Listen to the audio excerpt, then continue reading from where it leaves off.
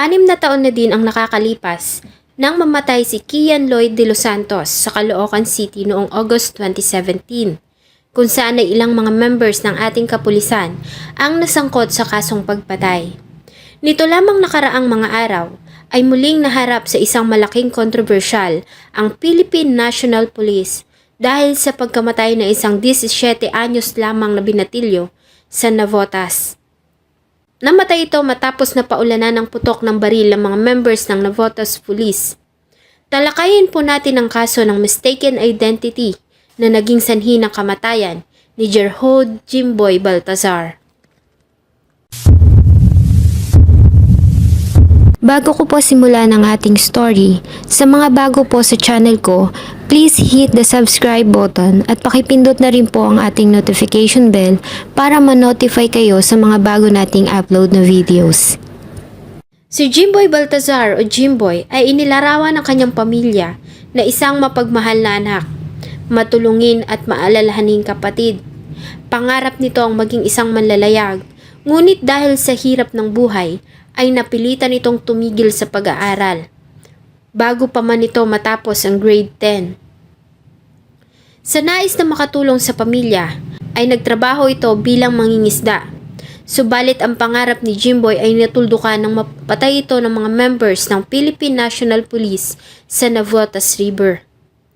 August 2, 2023 ay nagtungo si Jimboy kasama ang kaibigan sa ilog sa barangay NBBS Kanluran sa Navotas City, kung saan nakadaong ang bangka na kanilang ginagamit sa pangingisda.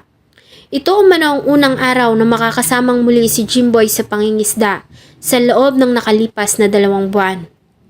Habang naglilinis ng kanilang bangka, ng bandang 1:30 ng hapon, ayon sa pahayag ng kaibigan ni Jimboy na kasama niya sa bangka, ay abala sila na naglilimas ng tubig nang dumating ang grupo ng mga pulis sa area.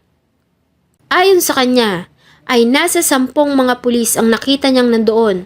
Ang iba ay nakasuot ng uniforme, habang ang iba naman ay nakasibilyan. Sumigaw umano ang mga ito na lumabas kayo riyan, kung hindi ay papaputukan namin kayo. Ngunit bago pa man sila makalabas ay sunod-sunod na putok ng baril na ang umalingaw-ngaw sa paligid. Lumabas na kayo dyan, kung hindi puputukan namin kayo. Yung mapalabas na po kami, may bigla na po sunod yung pagpapatok nila. Ayon sa kanya, sa bawat pagsilip niya sa butas ay pinapaputukan sila ng mga ito. Marami umano ang nakasaksi ng paulanan sila ng mga pulis ng putok ng baril.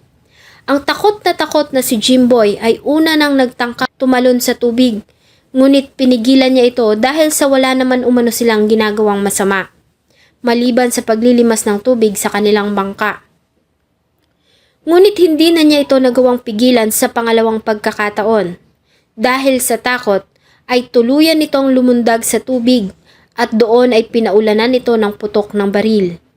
Ayon dito ay nakita niya ang isang matabang lalaki na nakasuot ng sibilyan na damit ang nakatayo sa gutter ang nagpapaputok ng baril. Yung nakatalo na po si Jimboy, sinasa tubig na po siya nun eh. Kasabang nga ako po, binagbabaril pa rin po. Habang nasa butas pa rin ako, pinagbabaril pa rin po ako. Kaya po yung nagbabaril sa amin eh. Nakasibilyan eh, nasa gutter siya eh. Mataba. Nang tumigil ang putukan, ay hindi na gumagalaw si Jimboy at may kumatas na din na pulang likido mula sa ilog. Sa kabila nito ay wala ni isa man sa mga pulis ang nagtangkang lumusong sa tubig para kunin ang katawan ni Jimboy. Naghintay lamang ang mga ito na lumutang ang katawan ng binatilyo. 2:00 na ng hapon nang makarating ang pamilya nito sa lugar matapos na malaman na nabaril si Jimboy ng mga pulis. Ayon sa pamilya, ay pinigilan sila ng mga ito na lapitan si Jimboy na noon ay nasa ilalim pa din ng tubig.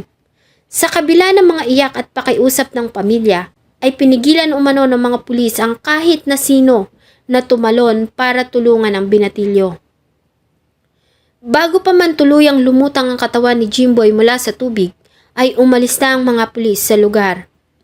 Nang sumapit ang 5:00 ng hapon, makalipas ang 3 oras na pagkakalubog sa tubig, ay naglakas ng loob na ang tiyuhin ni Jimboy na tumalon at iahon ang walang buhay ng katawan nito. Nakakadurog ng puso ang mga sumunod na eksena.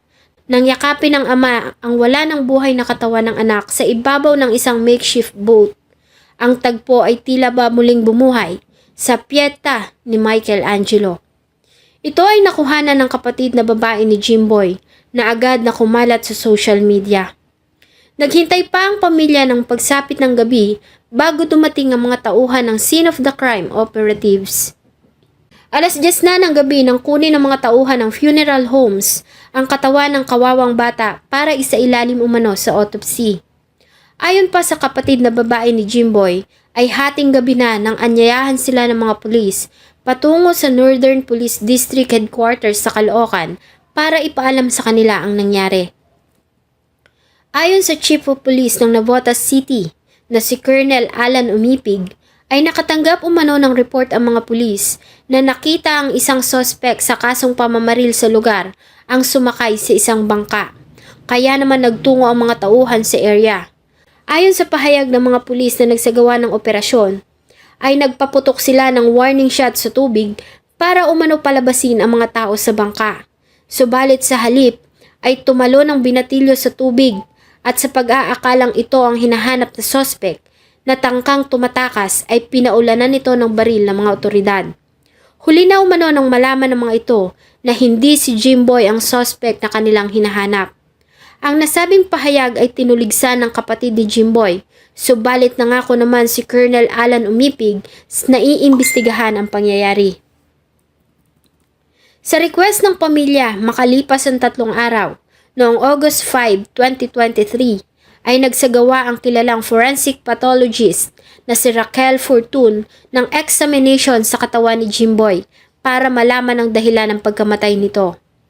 August 9, 2023 ay naglabas ng pahayag si Colonel Alan Umipig.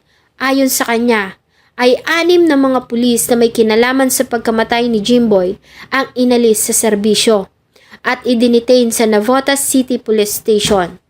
Ayon sa kanya, ang 6 na pulis ay sumailalim na sa inquest proceedings sa Navotas City Prosecutor's Office. Matapos na makapag-file ang pamilya ng biktima ng reklamong homicide. Samantala, ay inatasan naman ni Philippine National Police Internal Affairs Service Inspector General Alfigar Triambulo ang IAS para pag-aralan ang kaso ng pagpatay at para mapag-aralan kung ano pa ang ibang mga kaso na pwedeng isampa laban sa mga akusado. August 11, 2023, sa tulong ng Department of Migrant Workers at Overseas Workers Welfare Administration, ay nakauwi ng bansa ang ina ni Jimboy na nagtatrabaho bilang OFW sa Qatar. Nag-abot din ang pamunuan ng halagang 100,000 pesos bilang financial assistance sa pamilya at sila na din umano ang bahala sa funeral at burial expenses at iba pa. Sa parehong araw, ay lumabas na din ang resulta ng isinagawang autopsy ni Dr. Raquel Fortun sa katawan ni Jimboy. Ayon sa kanya, ay namatay ang binata dahil sa craniocerebral injuries, sanhi ng tumagos na tama ng baril sa kanyang ulo. Maliban dito, ayon sa doktor, ay namatay ang binatilyo sanhi ng asphyxia dahil sa pagkakalunod. Sa kabuuan, ayon kay Dr. Fortun, ang pagkamatay ni Jimboy ay isang kaso ng homicide. Dahil kung hindi umano ito nahulog sa tubig, ay malaki umano ang posibilidad na hindi ito binawian ng buhay sapagkat ang kanyang tama ng baril sa ulo ay hindi fatal. Ayon din sa kanya ay nagtamo din ang biktima ng tama ng baril sa kanyang kamay na tinuturing na isang defensive injury. Ang findings ni Dr. Raquel Fortun ay tumugma sa naging narration ng kapatid ni Jimboy na ito ay nagtamo ng tama ng baril sa kanyang leeg at tumagos sa kanyang ilong. Ganon din ang tama ng baril sa kanyang kamay. Samantala, sa ginawang investigasyon ay napag-alaman nila na ang mga body cameras ng mga pulis na nagsagawa ng operation ay nakapatay sa kadahilan ng lobat umano ang mga ito. Ang pagsusuot ng kamera ng mga law enforcement agents sa tuwing magsasagawa ng operasyon ay isang bill na ipinapasa ni Senator Gatchalian sa Senado, kung saan ayon dito ay dapat lahat ng mga pulis PDEA o kahit anong law enforcement agents na magsasagawa ng operasyon ay dapat na magsusuot ng kamera at hahayaan itong naka-on hanggang sa matapos.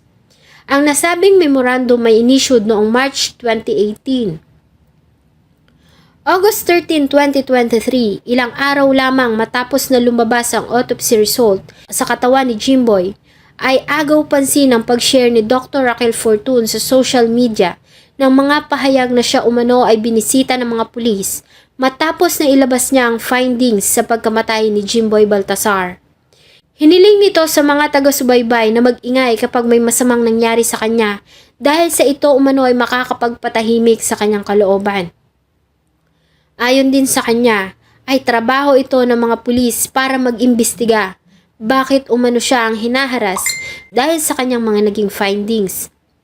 Subalit ayon naman sa kapulisan, ay bumisita lamang sila sa tanggapan ni Dr. Fortun para i-remind ito na kailangan na ng Fiscal's Office ang resulta ng ginawa niyang autopsy at ito umano ay malaki din ang maitutulong para ma-determine nila ang mga kasong isasampa laban sa mga may kinalaman sa pangyayari.